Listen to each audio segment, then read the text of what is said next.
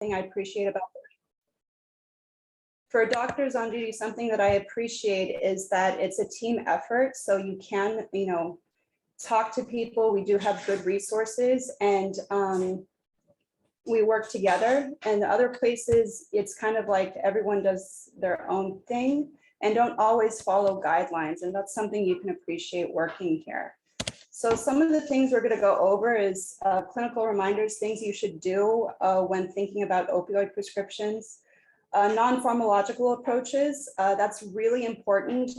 And from the difference between 2010 guidelines for pain management and 2014 guidelines for the California Medical Board, it's more of a non-pharmacological approach. In the past, when they dealt with pain, it was narcotics, narcotics, narcotics. Now we're doing more holistic, thankfully, because we're seeing the long-term effects of doing narcotics with our patients. Of course, we are going to talk about pharmacological approaches.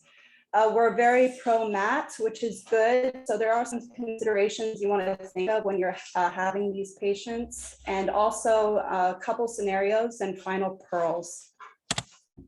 So let me see if I can reduce this. So some of the clinical reminders for opioids, we probably all know this on some level, but it's something you should be consistently doing if you're going to prescribe opioids. You want to obviously evaluate opioid risk factors for harms. Starting in 2019, California requires a prescription of Narcan for patients if you're going to prescribe opioids. So always keep it in mind. And also that's a policy here in Doctors on Duties. Another thing you want to do is check cures. Cures is your friend. It tells you a lot about where this patient gets their medication, what medications they're on, the dosaging. It's really a good tool. The more you use it, the more you understand it. I recommend you have your own account to check cures on your patients. The headache is it's like a password changes every 3 months. Also, we have the resources to do urine drug testing, and that's an important tool.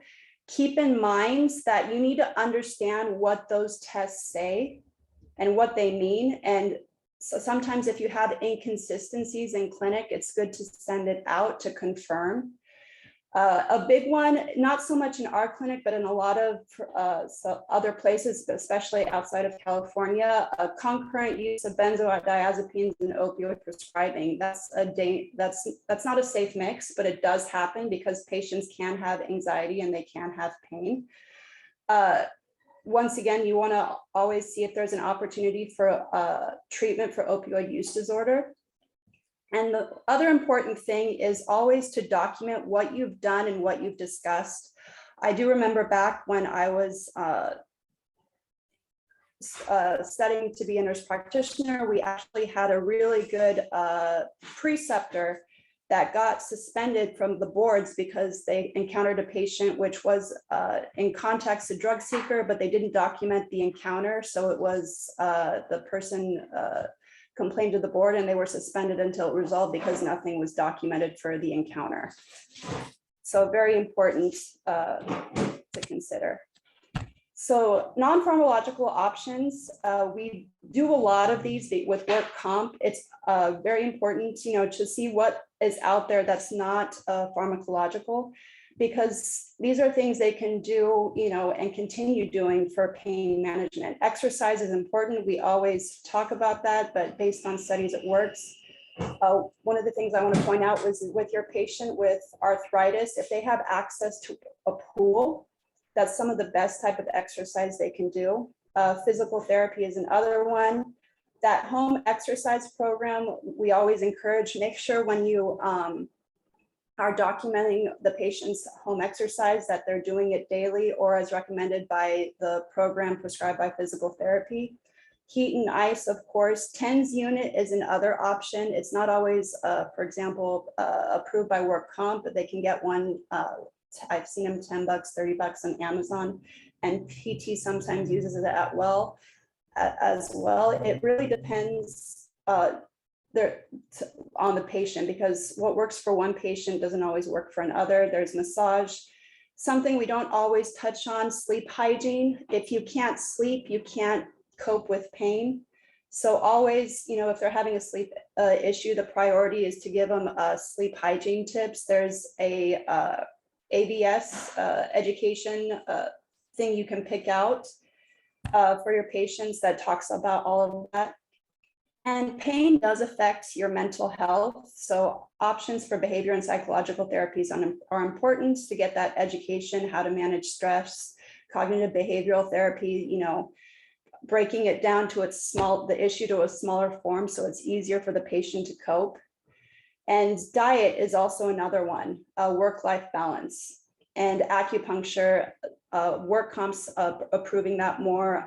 Other insurances are starting to approve that more. And keep in mind, even when you do referrals for pain management, they try to do these types of non-pharmacological options. I've had patients that were taking chronic pain medication on a monthly basis on really high levels that they won't even take to continue their care.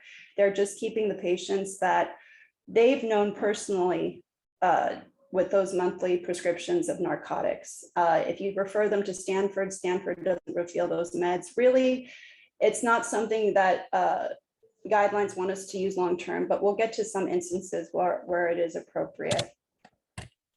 So for pharmacological options, depending on the type of pain, whether it's like a neurological or anti-inflammatory, your NSAIDs are your go-to: naproxen, Aleve, ibuprofen.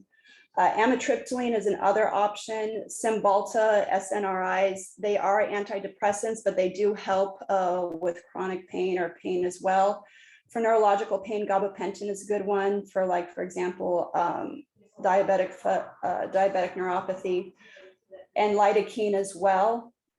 Second and third line options per the guideline is acetaminophen, but depending on the patient's past medical history, maybe acetaminophen might be a first line if they can't tolerate NSAIDs. Topical agents like Voltaren gel, lidocaine are options. Opioids can, when other modalities, aren't sufficient in the patients in moderate to severe pain, clearly if they have a fracture, there's some justification for that because function and quality of life are improved, benefits outweigh the risk of opioids. And I kind of mentioned a little bit the referral for pain management. Special considerations for patients on that. Obviously, this would be, this is just brief, so this is just some points to consider. If you have a patient on MAT, you should be managing them with the patient's addiction medicine team or provider so everyone's on the same page.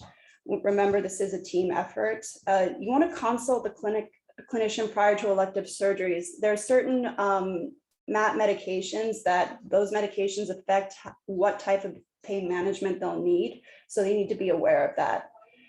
But keep in mind, patients with opioid use disorder who have mild pain can often be managed outpatient with non-opioid measures for pain control.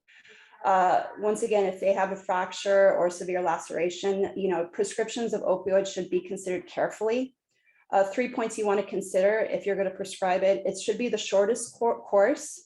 The way we measure the amount of pain medication is with morphine milliequivalents, MMEs.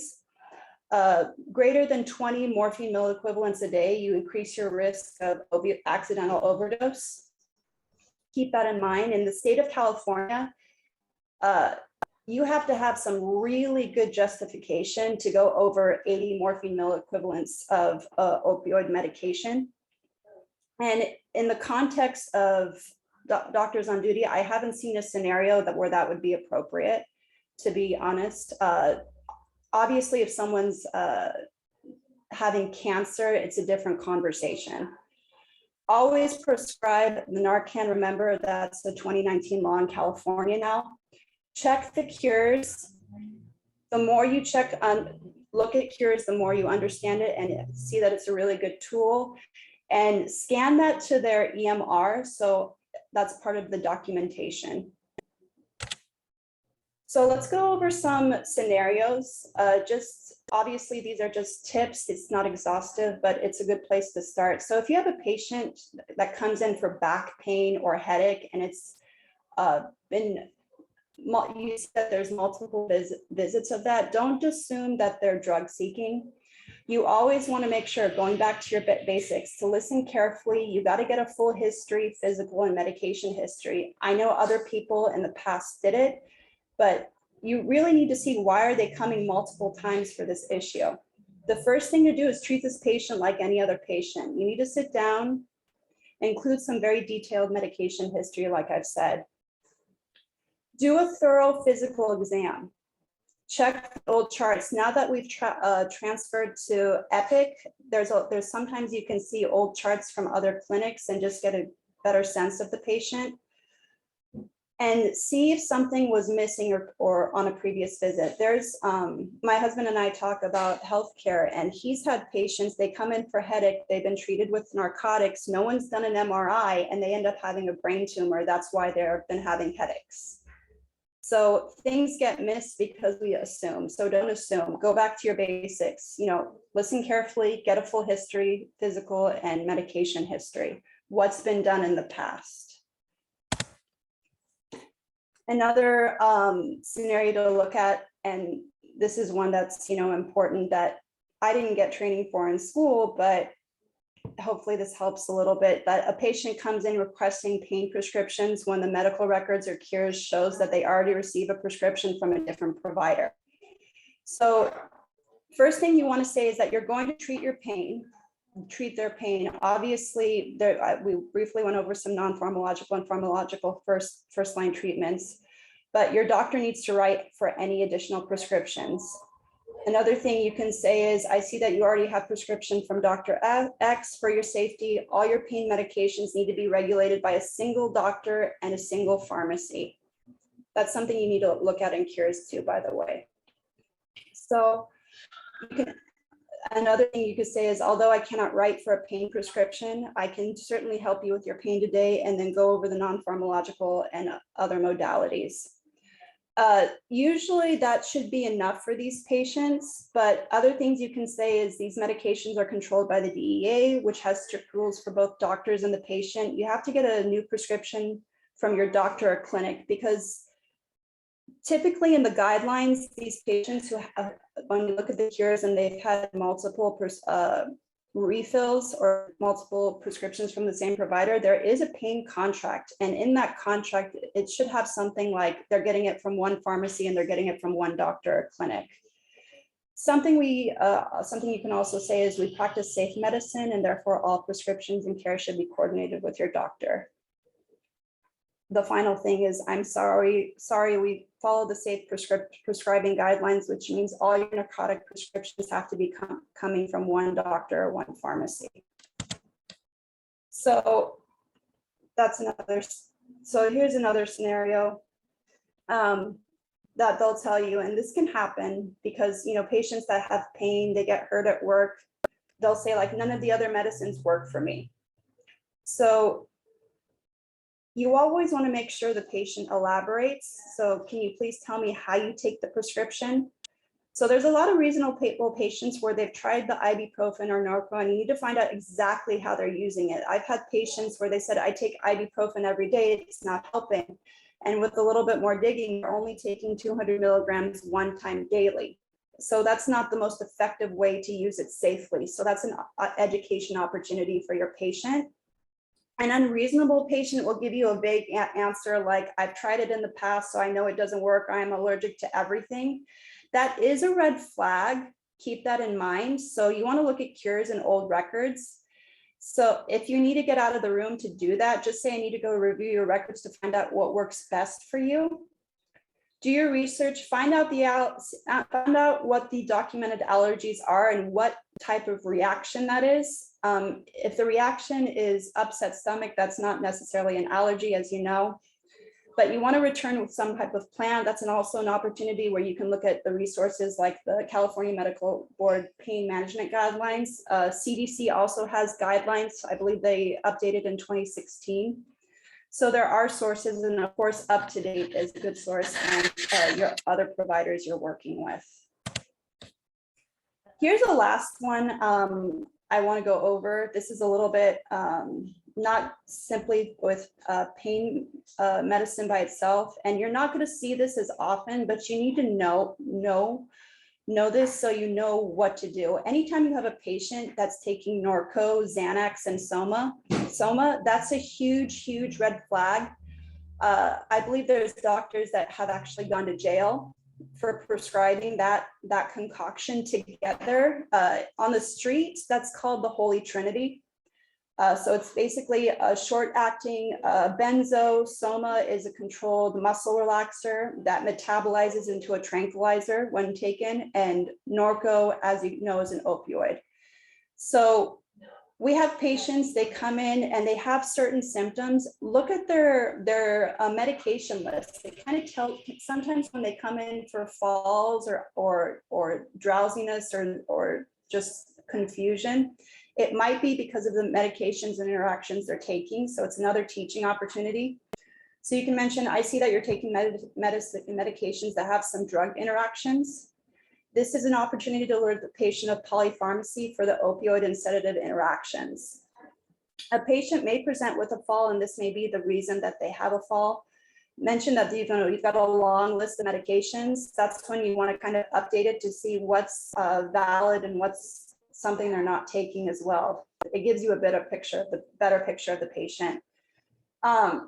And like I said, it's an education opportunity because you can be showing that it's a dangerous combination for taking pain medication and anxiety medication together. They shouldn't be doing that.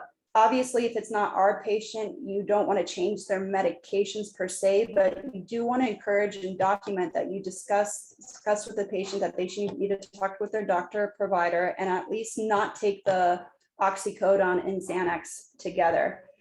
Another thing that can be the teaching opportunity for this scenario is that you can say, I see you, you look really sleepy, and this could be the reason why. So here's some final pearls to take with this. Like I said, it's not, very exhaustive, but it's a good starting point. Check your cures, get your own username and password, because it's a valuable tool. It's going to make you a better provider, and it helps you prescribe smarter. Don't mix opioids and benzodiazepines. It's not safe.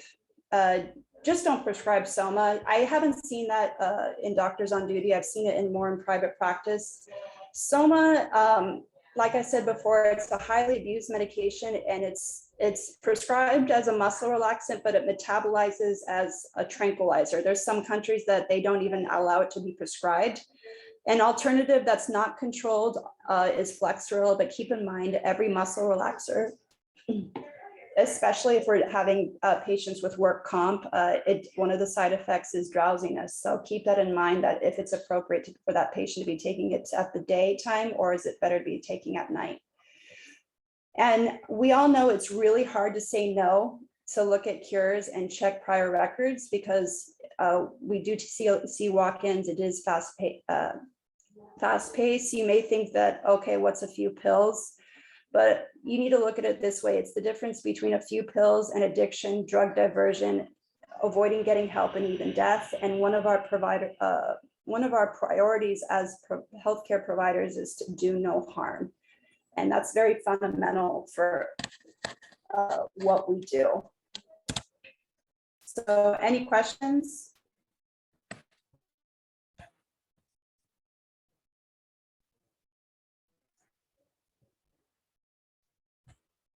No, Natalie, that was really, really good. I want to add just a few things that points you brought up that were really important.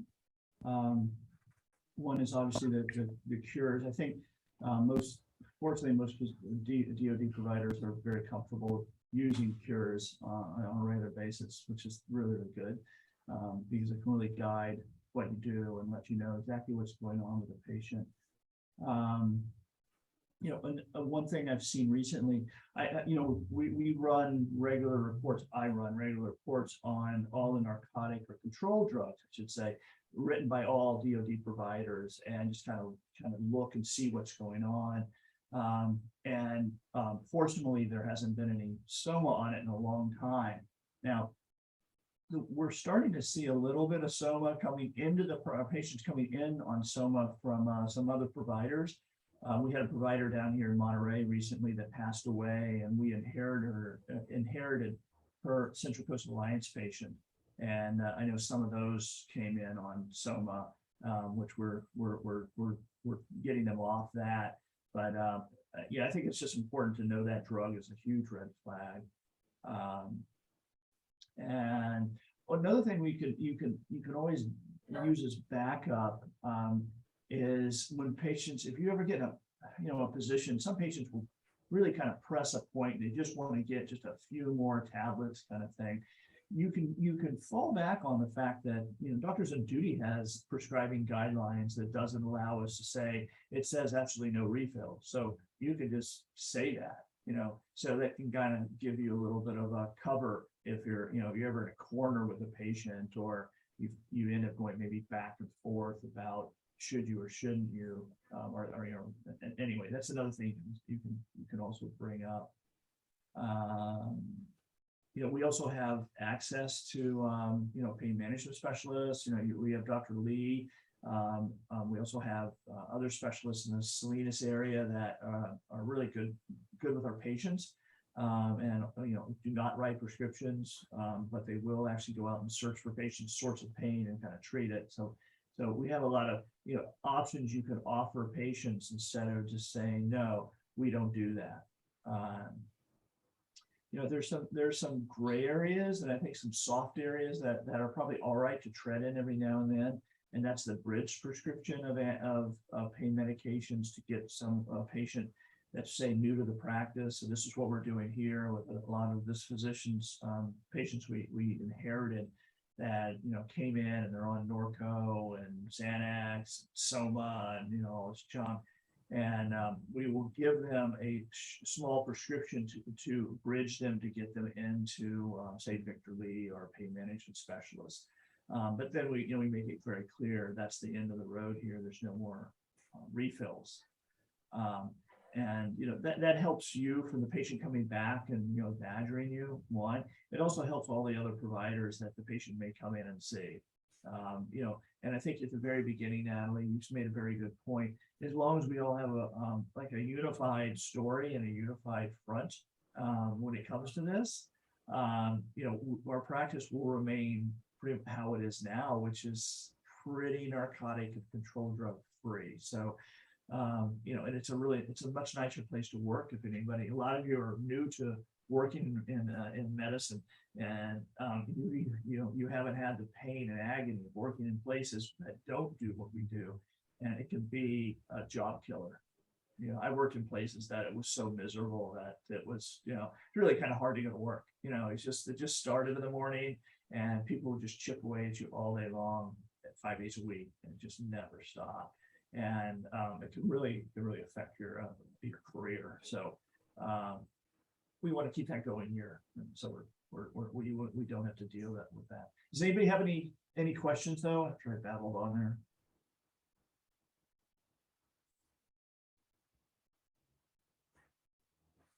No. Well, Natalie, first of all, I want to thank you very much for doing this. I mean, it's a great deal of effort you've put into this. I really appreciate it. And I recorded this so we can use it in the future for other providers that come in when they start. And we're going to start putting these on their own YouTube page. And we'll get them organized by topic so you can see what they are. And if you want to go back and review them, we'll be able to do that. One question I had is this, I know for Natalie, this is a better time of the day to do this. Is this okay to do this from 9 to 9:30 once a week? Yes. Clay, Caroline, are you guys okay for this? Yeah, it's great. Okay. Yeah, that works. Elray? That works. 9 works. Okay, all right, so the new time is 9. I'm going to change the official time on the invite for the 8 o'clock meeting. Right, because I want to have you here, Natalie, and I think it was great for your presentation this week. So next week, I'm going to do a presentation on head injuries and how to approach them in the urgent care, because we see a lot of those, and there's a lot of sort of kind of angst about what we do. So anyway, I'm going to let you go. Have a great morning. Have a great day, everyone. And I'll see you next week. Thank you. All right, bye-bye.